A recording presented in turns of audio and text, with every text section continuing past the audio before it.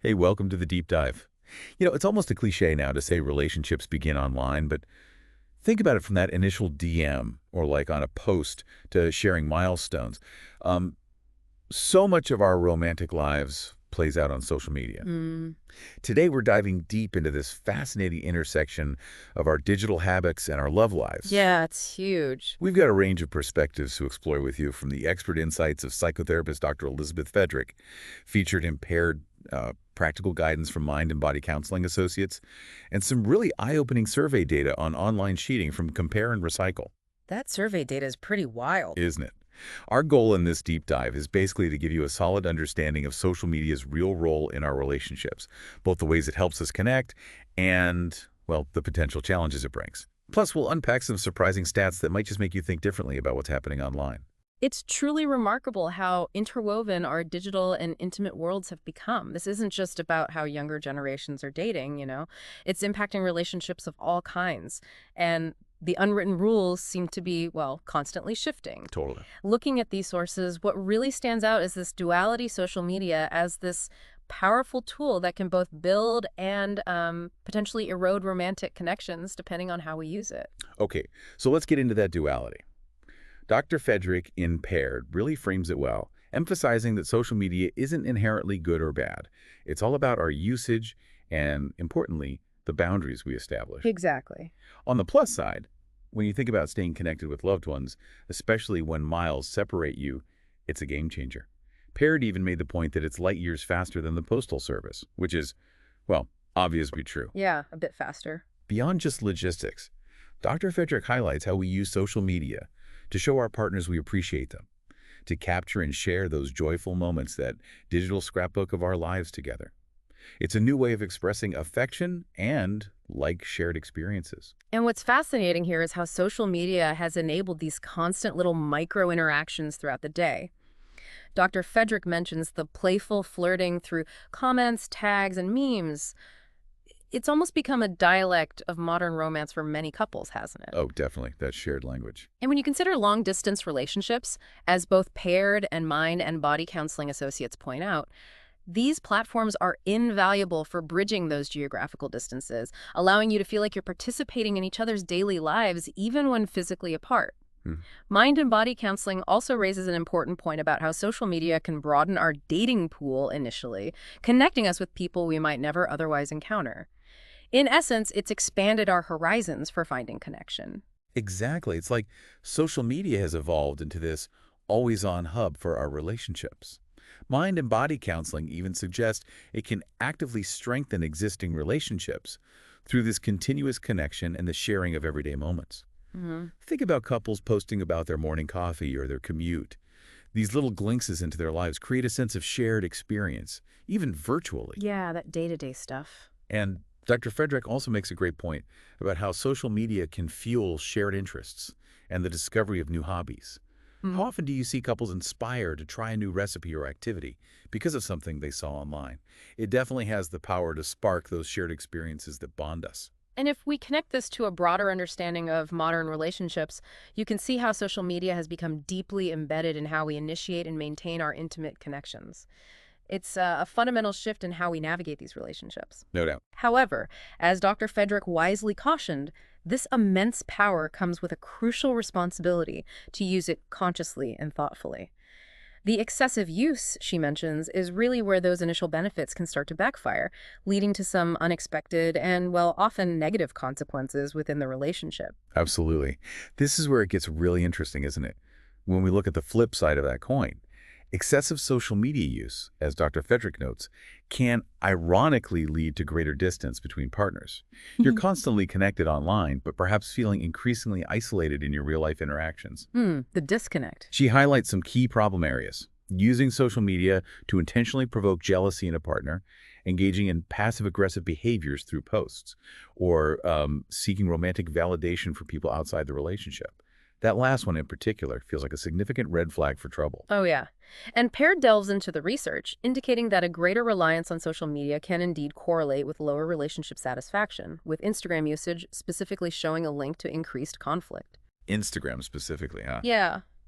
When you consider the highly curated nature of these platforms, it kind of makes sense.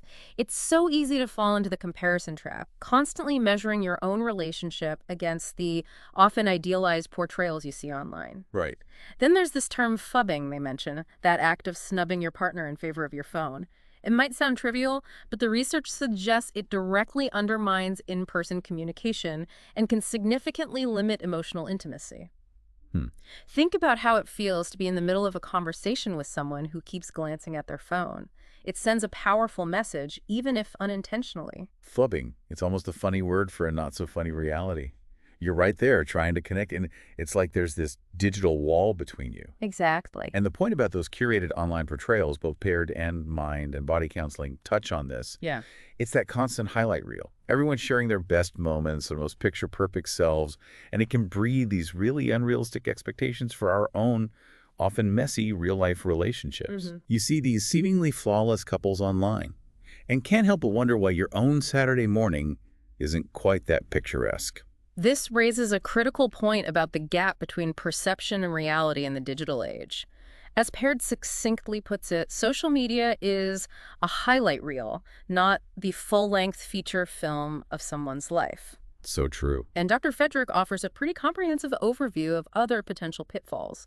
For instance, sharing very personal details online can feel like an overreach to a partner, bringing a wider audience into what should be a private sphere. Yeah, that TMI factor. Right. Then there are those passive-aggressive online behaviors, the cryptic quotes, the sudden unfollows. It's like staging relationship drama for public consumption. Oh, those subtweets and strategic unfollows. We've all witnessed them, or maybe even been tempted ourselves. Maybe. And Dr. Fedrick also points out the increased opportunities for secret messaging and emotional affairs.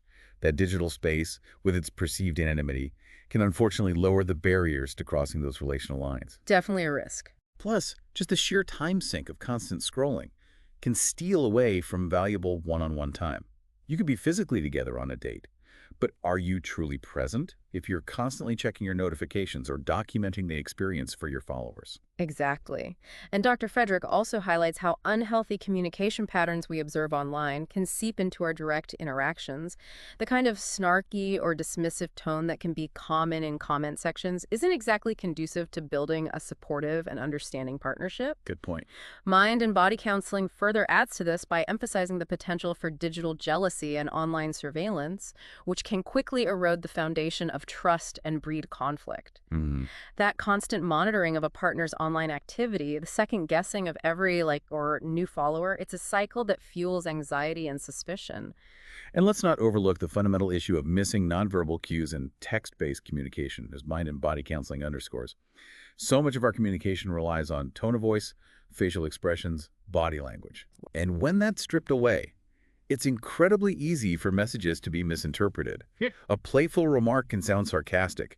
A genuine question can come across as accusatory. It creates a fertile ground for misunderstandings that wouldn't necessarily arise in a face-to-face conversation. Which brings us quite naturally to how these digital interactions are reshaping our understanding of fidelity itself. It's not just about how we connect. The digital realm is challenging the traditional boundaries of what constitutes faithfulness in a romantic relationship. Right, this is where the data from the Compare and Recycle survey becomes really illuminating.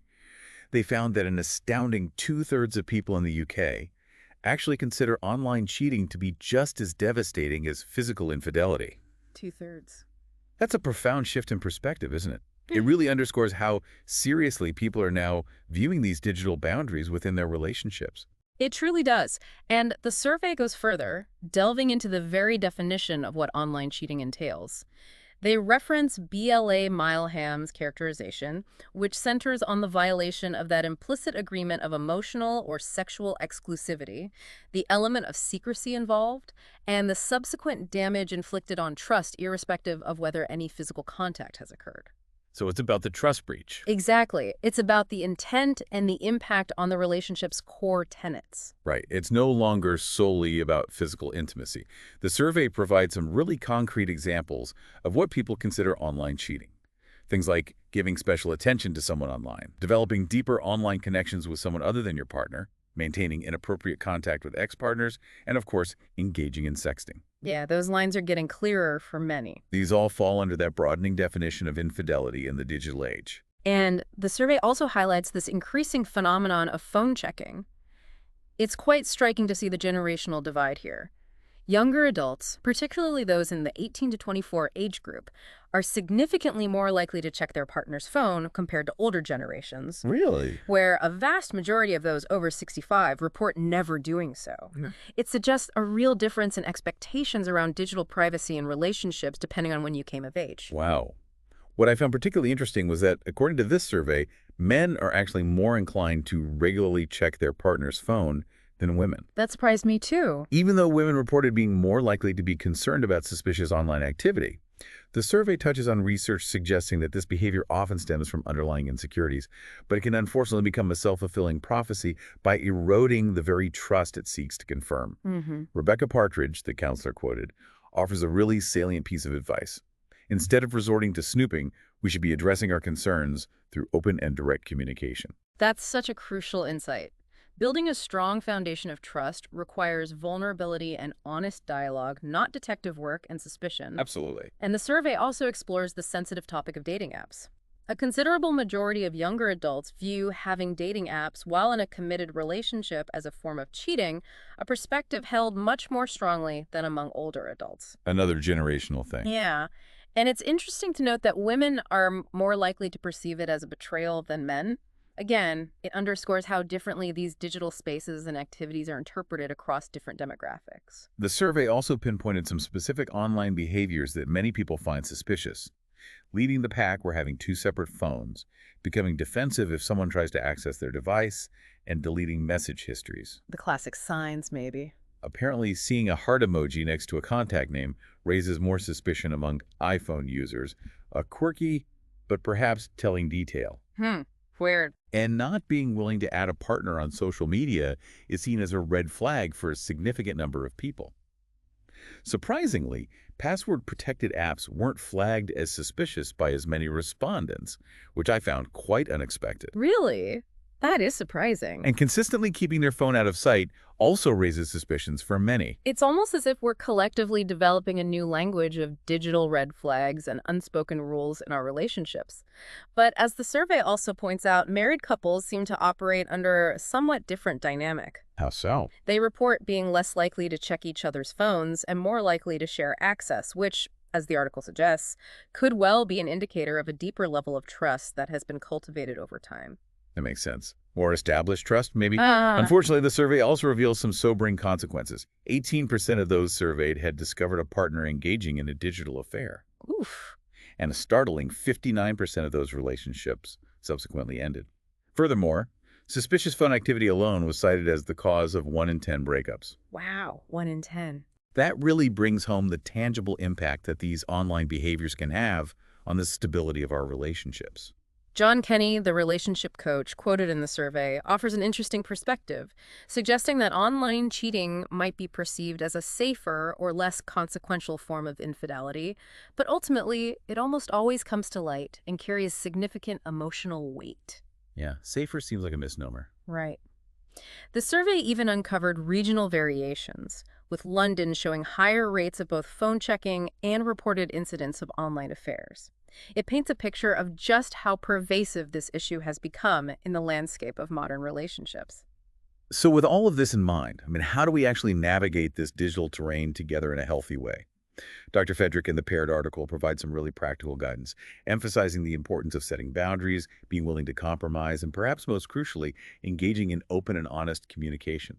The fundamentals. It sounds straightforward, but putting these principles into practice in the heat of a relationship can often be challenging. It really boils down to that fundamental principle of any thriving relationship: mutual respect. Dr. Fedrick rightly stresses the need for compromise, where both partners actively consider each other's needs and perspectives regarding their online behavior, and having those upfront conversations early in the relationship about how social media impacts each of you individually and how you want to navigate it as a couple can be incredibly proactive in preventing potential conflicts down the line. And it's so important that these aren't about laying down rigid rules. Yeah. Dr. Fedrick is clear that these conversations should be approached without judgment or blame. It's about creating a safe space to express your own comfort levels and concerns constructively. Yeah, not an accusation session. Exactly. She offers some really helpful suggestions for finding that middle ground. being flexible in your approach, taking turns to share your viewpoints, learning when to let go of minor disagreements, maintaining an open mind to your partner's perspective. Picking your battles. Right. But also knowing when to stand firm on issues that are genuinely important to your own sense of security, and even just being willing to try new approaches Yeah. with the understanding that you can revisit and adjust them if needed. Establishing clear boundaries is absolutely key, and as both Dr. Fedrick and Mind and Body Counseling Associates emphasize, this requires that initial open and honest dialogue and a genuine commitment to respecting each other's individual comfort zones. Yeah. It's not about one partner dictating all the rules. It's a collaborative process of defining what feels acceptable and what doesn't within the context of your specific relationship. Dr. Fedrick gives a tangible example of suggesting a social media detox during a date night as a way to create a healthy boundary. But again, it's about that element of compromise. Right. If one partner really wants to capture a quick photo, perhaps you agree on a limited time frame or a rule of no posting until after the date. And she underscores that healthy boundaries should be firm in their intent, but also flexible enough to adapt to different situations and evolving needs. That flexibility is key. Transparency, as Dr. Fedrick points out, and this doesn't necessarily mean demanding access to every single password, but rather fostering an environment where there's no underlying suspicion or fear of hidden online activity. Just openness. Being open about your general online interactions can go a long way in alleviating potential insecurities and preventing unnecessary arguments. And ultimately, as Dr. Fedrick reminds us, our partners are not mind readers. If something about their social media use is bothering you, you have to take the initiative to communicate those feelings openly and honestly. Can't expect them to guess. Mind and Body Counseling strongly echoes this sentiment, emphasizing the ongoing need for open communication about boundaries and expectations right from the very beginning of a relationship. Definitely. They also highlight the importance of cultivating mindful social media habits, being aware of what kind of content or interactions tend to trigger negative emotions, and proactively limiting your exposure to those. And it's all about finding that crucial balance, as mind and body counseling stresses, between our digital interactions and the irreplaceable value of face-to-face communication. Prioritizing quality time spent offline, engaging in shared activities, and having meaningful, uninterrupted conversations, that's where true emotional intimacy deepens and flourishes. Quality time. It matters. Finally, they underscore the ongoing importance of nurturing trust and addressing any insecurities that surface as a result of online interactions in a prompt and open manner. Ignoring those feelings or hoping they'll simply disappear is rarely a successful strategy. So as we wrap up this deep dive, it's clear that social media's impact on our relationships is this incredibly complex tapestry. It offers these amazing avenues for connection and shared experiences, but it also introduces a whole new set of challenges around unrealistic expectations, jealousy, and these constantly evolving definitions of what it means to be faithful in a digital world. Yeah, it's a lot. The core message that resonates across all our sources is that open communication, the thoughtful establishment of boundaries, and a conscious approach to our online usage are absolutely indispensable tools for navigating this digital landscape together successfully. Totally agree. It's not about advocating for a complete detachment from social media, but rather about harnessing its power in ways that ultimately strengthen rather than strain the bonds of our relationships. And that leaves you with a final thought to consider. Given the way online interactions are increasingly blurring the traditional lines of intimacy and fidelity, how might our fundamental understanding of commitment itself need to adapt and evolve in this ever-present digital age? Good question. What are some of the unspoken rules that are currently shaping our modern relationships in the online sphere, and are we even consciously aware of them? Yeah. It's definitely something to reflect on your own digital habits and the intricate dynamics of your relationships in this hyper-connected world. Thanks for taking this deep dive with us.